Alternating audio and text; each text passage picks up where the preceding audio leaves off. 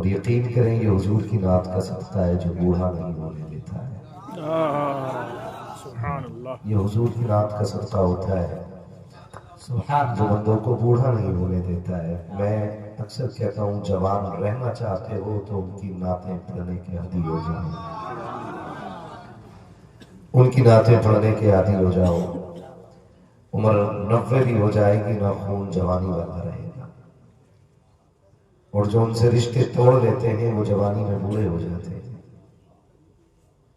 اگر یقین نہ آئے تو کبھی کربلا جا کے دیکھیے، میرے امام کے قدموں میں ایک نوکر لیٹے ہوئے ہیں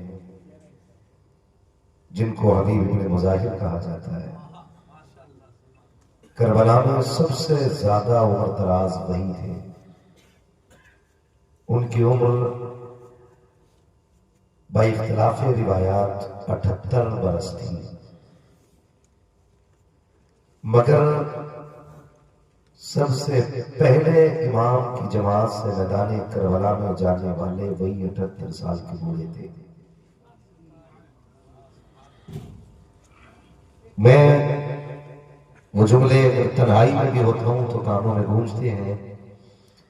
جب لاٹھی کا سہارا لے کر کے امام کے پاس آئے تھے اور کہا تھا میں جانا چاہتا ہوں، تو میرے امام نے ان کو دیکھ کے کہا تھا لاٹھی کے سہارے سے چلتے ہو، جنگ کیسے کرو گے؟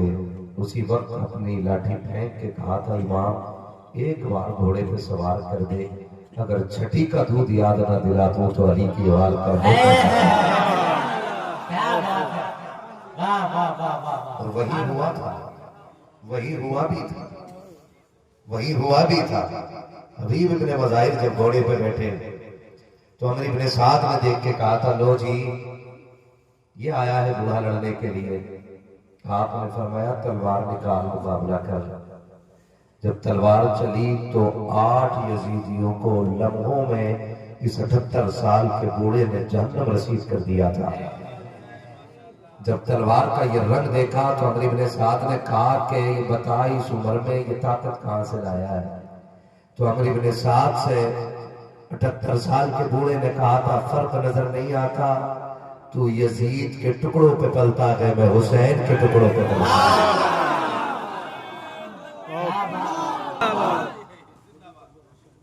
تھکے تو نہیں ہے نا ابھی آپ؟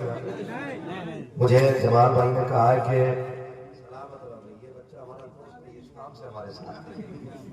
ہاں اس بچے کا نام رجب ہے، دعا کریں اللہ اس بچے کو عمر دراز عطا فرمائے۔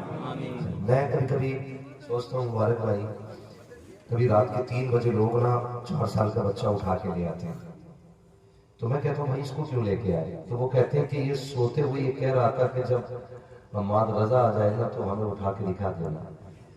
تو میں سوچتا ہوں کہ میرے رب تیرا کتنا کرم ہے کہ جن بچوں کو رشتہ داروں کے نام یاد نہیں ہوتے ان بچوں کو مجھ گناہگار کا نام یاد رہتا ہے۔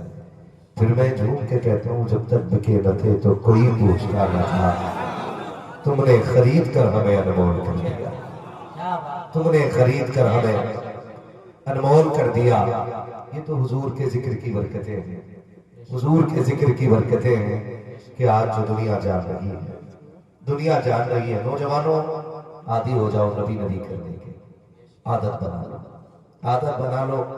یہ بلڈنگیں، یہ عمارتیں، یہ گاڑیاں، یہ بنگلے، یہ شہرتیں، یہ عزتیں سب رہ جائیں گی، قبر میں اگر سکہ چلے گا تو حضور کے نام کا سکہ چلے گا۔ میں تو کہتا ہوں کہ جب اونچی عمارتوں کا خیال آئے اور کہا کرو نا شکر رب کا، جب 4 بیٹے اللہ دے انہیں دیکھ کے کہو شکر رب کا، جب اللہ امیر بنائے دولت بینک بیلنس دیکھو کہو شکر رب کا، تو جب کبھی یہ خیال آ جائے کہ ہم سنی بریلوی ہیں تو پھر کہا کرو کہ شکر ہے رب کا۔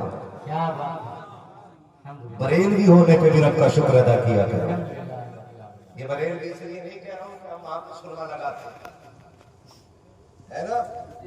بریلوی اس لیے ہے کہ وہاں ہمارے عشق کے امام رہتے ہیں، ہمارے عشق کے امام۔ میرے بھائی عابد بھائی نے بتایا کہ مشکل میں پھنس گیا تھا، جانا بریلی تھا، مشکل اتنی بڑی تھی کہ حل نہ ہونے والی تھی۔